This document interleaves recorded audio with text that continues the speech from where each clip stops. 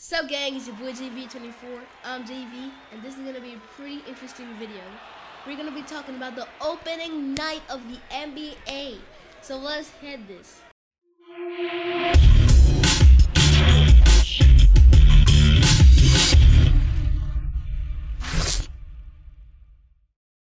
So first things first, the first matchup I want to talk about is one that I really wanted to see, and that is the Boston Celtics versus the Knicks.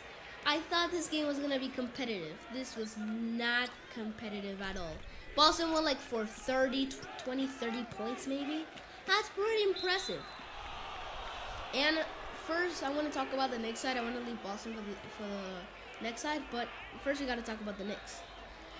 Okay, first off, Miles McBride was cooking. If you don't know who he is, he's one of the bench players from the New York Knicks, and he is a pretty good player.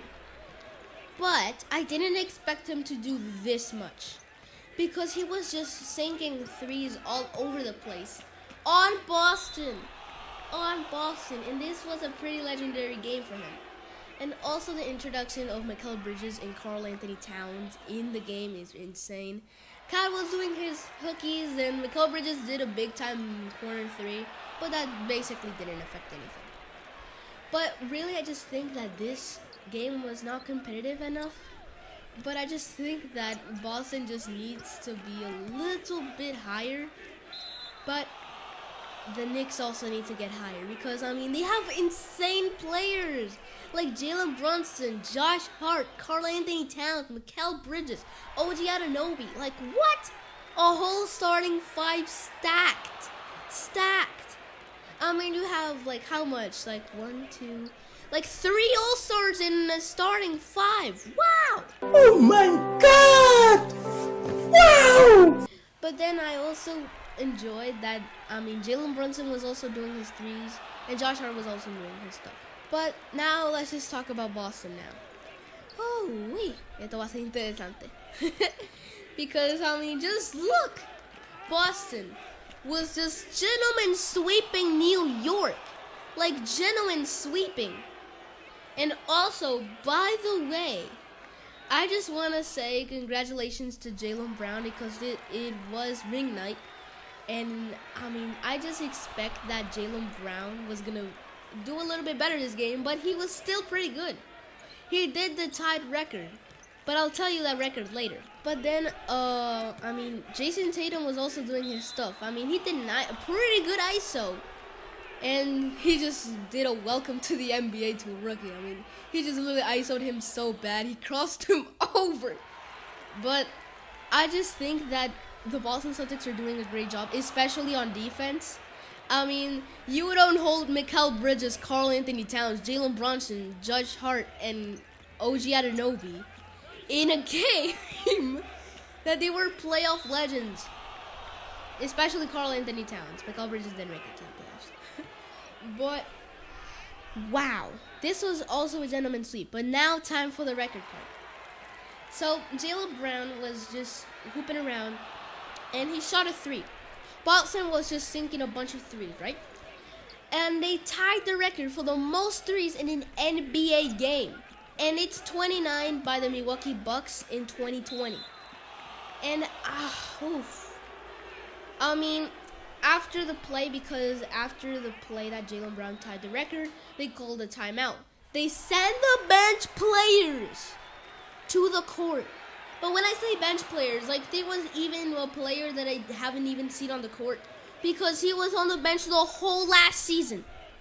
Like, the whole last season. And he freaking airballed the ball so badly. I thought it was going in for a second, but it was an airball. Like, they banged, like, 2 airballs, maybe? And, I mean, 0 out of 12 threes. 0 out of 12 in 4 seconds. You didn't have to cut me off we was nothing. I mean, 4 minutes. What? I just think that was a pretty funny moment, especially with Peyton Pritchard on the court. But what I didn't understand is that they had a chance. It was like 29 seconds left. And Peyton Pritchard was just dribbling out of nowhere. Like, you have a chance to break a record, and you don't give the chance. Like, maybe the coach told him, hey, don't shoot it. It's not worthy to shoot a three. What? Like, your whole history was on the line, and you bricked it. Okay, time for the second game. So the second game was the Los Angeles Lakers and the Minnesota Timberwolves. The Western Conference legends. I mean, not legends, but the playoff legends. I mean, they made it to the Western Conference Finals, but lost versus the Dallas Mavericks. Okay, but I just want to say one thing about Minnesota. Julius Randle, for being his first game, it was pretty impressive. Especially now with players like Anthony Edwards and Rudy Gobert on the court. Julius Randle was doing his stuff. As well as Naz Reid, now that he is the sixth man of the year. And it's pretty cool to see that.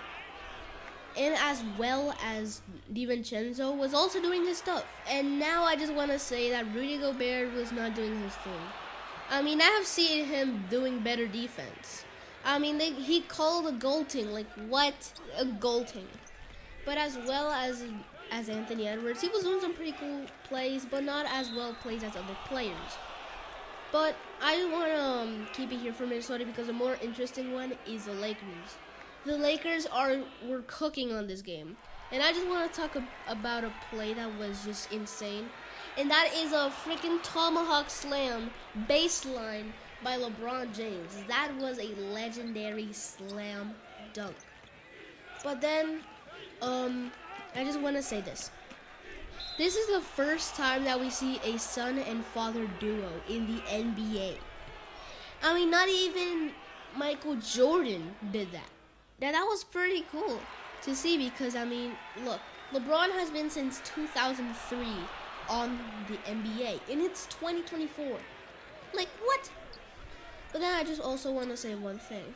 I mean, the NBA is coming because D'Lo was cooking, Austin Reeves was cooking, and as well as Rui Hachimura, that I didn't expect a lot about him. Even Jackson Hayes was cooking.